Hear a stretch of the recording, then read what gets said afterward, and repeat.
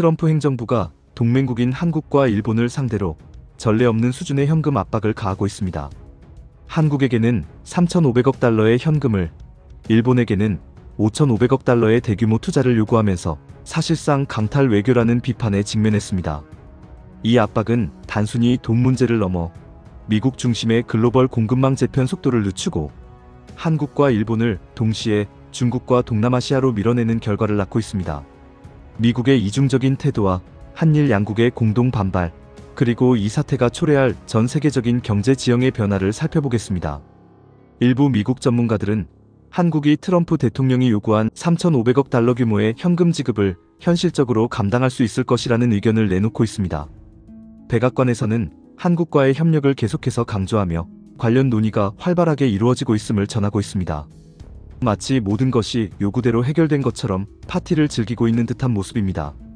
동시에 미 정부는 조지아주 사태가 대폭 해결되었다며 한국인 근로자들의 미국 공장 복귀를 촉구하고 있습니다. 갑자기 미국에서 모든 것이 잘 될 것이라는 제스처를 보내고 있는 것입니다. 그러나 이 달콤한 제스처의 이면에는 강력한 협박이 숨어 있습니다. 당장 트럼프 행정부는 한국의 주요 산업인 반도체를 향해 거센 움직임을 보였습니다. 미 정부는 갑작스럽게 반도체 관세 100%를 발표하며 미국 내 생산과 외국 생산을 1대1로 맞추라고 요구했습니다. 한국이 3,500억 달러 입금을 하지 않았다면서 품목 100% 관세를 언급하고 있기 때문에 삼성전자와 같은 수출 기업들은 관세를 피할 방법을 찾기 위해 크게 고심 중입니다. 여기에 더해 트럼프 대통령은 바이든 정부가 추진했던 칩스법의 보조금을 끊었습니다. 바이든 대통령이 보조금 지급을 위해 설립한 넷캐스트의 예산 74억 달러를 삭감한 것입니다. 트럼프 정부의 예산 삭감으로 인해 넷캐스트 직원 100여 명은 해고되었고, 이는 삼성전자를 비롯한 반도체 업체들의 보조금 지급에 적지 않은 위협이 되고 있습니다. 더욱 노골적인 요구도 나왔습니다.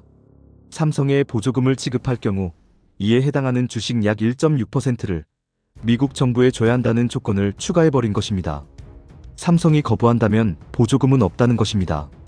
업계에서는 이러한 일련의 강압적인 행위가 전 세계 기업들이 미국 투자를 더욱 꺼리게 만들고 있다고 지적합니다.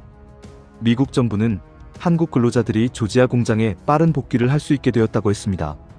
한미 양국은 비자 워킹 그룹 첫 회의에서 비원 이스타 비자 건의 근로 적법성을 확인했습니다. 미국 담당자들은 한국인들이 미 조지아 공장에서 일하는 게 적법하다며 빠른 시일 내에 미국으로 복귀해 일을 추진해 주길 바라는 모습입니다. 하지만 현지 상황은 미국의 주장과 완전히 다른 모습을 보여줍니다.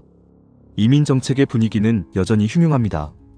이민청 직원들은 한 명을 잡아들일 때마다 인센티브를 받는 것으로 알려졌는데, 한국인 근로자를 한 명 체포하면 인당 돈을 준다고 하니 300여 명 전원을 비자 검사도 안 하고 체포했다는 폭로도 나왔습니다. 게다가 한미비자 워킹그룹에서 미국 측은 아직 새로운 비자는 한국을 위해 개설이 안 됐고 그저 기존의 비원 이스타로만 와야 한다면서 예전과 크게 달라진 게 없다는 듯한 모습을 보였습니다. 업계 전문가들은 트럼프 행정부가 언제 정책을 뒤집을지 예측하기 어렵다고 지적합니다. 근본적으로 강경해진 미국의 이민 정책 기조 때문에 기업들은 입국 심사 단계부터 불안감을 느껴 미국 투자를 꺼리는 추세입니다. 결국 미국 정부가 아무리 투자를 독려해도 이미 다수의 국가와 기업들은 미국에 대한 투자 심리가 크게 위축된 상태입니다.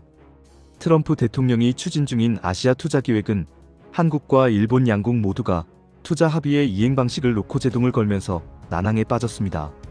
일본은 이미 5,500억 달러, 한국은 3,500억 달러를 내겠다고 합의했지만 미국이 이를 현금으로 선불 지급하라고 강하게 압박하면서 양국이 동시에 반발에 나섰습니다. 가장 큰 불만은 미국이 투자 프로젝트의 선정권을 독점하겠다는 태도입니다. 트럼프 대통령이 직접 돈을 쓸지를 결정하고 수익의 90%를 미국에 가져간다는 조건에 대해 사실상 투자라기보다는 강탈에 가깝다는 비판이 나옵니다. 이러한 상황에서 한국 정부의 대응 전략이 미국 언론의 주목을 받았습니다. 미국 경제 전문지 포브스는 한국 정부가 미국과의 협상에서 결코 물러서지 않고 있다며 한국은 수비에서 뛰어난 것뿐만 아니라 가끔씩 타격을 가할 수도 있음을 보여주고 있다고 보도했습니다. 포브스는 관세를 15%로 낮추는 대가로 3,500억 달러를 요구하는 트럼프 행정부의 행태를 마피아에 빗대면서 무역협정이라고 부르기 어렵다고 비판했습니다. 또한 트럼프 참모들이 이 투자금을 서명 보너스 백지 수표 등으로 표현해 한국 국민의 분노를 키웠다고 지적했습니다. 포브스는 한국이 이 압박을 견뎌낼 수 있는 능력이 있다고 평가했습니다. 한국은 1997년 IMF와 2008년 리먼 사태를 가장 빠르게 회복했고 트럼프 일기 무역전쟁에서도 큰 영향이 없었다는 점을 근거로 제시했습니다. 더 나아가 미국 법원이 트럼프 행정부의 관세 정책을 불법이라 판결할 수도 있는 만큼 이를 기다리며 시간을 끄는 것도 방법이 될 수 있다며 한국 정부의 버티기 전략에 힘을 실어주었습니다. 한국이 미국의 현금 지급을 주저하는 사이에 글로벌 공급망은 이미 변화의 조짐을 보이고 있습니다. 트럼프 대통령의 투자 계획이 난항에 빠지면서 미국 중심의 리쇼어링 속도가 늦춰질 가능성이 커졌습니다.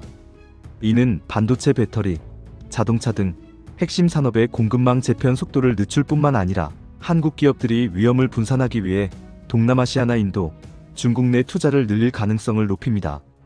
미국이 투자 조건을 까다롭게 제시함에 따라 인도나 베트남 같은 동남아 국가들에게는 새로운 글로벌 파트너를 맞이할 기회가 확대됐습니다.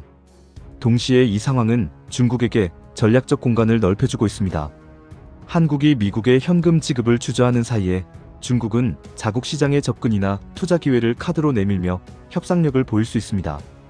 결국 이번 사태는 한국과 미국뿐만 아니라 중국과 동남아 시장까지 얽힌 복잡한 힘의 균형 문제를 다시 한번 수면 위로 올릴 것입니다. 일각에서는 미국 매체의 긍정적인 평가에도 불구하고 이번 요구는 현 세대에 너무 가혹하다는 싸늘한 반응이 나옵니다. 한국은 과거 일본의 수출 규제를 극복하는 등 국난 극복의 DNA를 가지고 있지만 현재는 상황이 조금 다릅니다. 지금 세대는 AI 등 발전 속도가 매우 빠른 반면에 경제 성장률은 1%로 성장 자체가 더딘 상태입니다. 또한 인구 감소를 비롯해서 대한민국은 사실상 위기를 코앞에 두고 있습니다. 앞으로 한국은 더욱더 먹거리가 떨어질 수 있는 상황인데 미국은 갑자기 나타나 열매를 거두려 하는 모습이라는 비판입니다. 결국 이러한 일이 생길수록 한국 입장에서는 미국 투자를 꺼리게 되는 상황이 나올 수밖에 없습니다. 한국은 동북아시아 지역에서 안정과 질서를 유지하는 데 가장 핵심적인 고리입니다.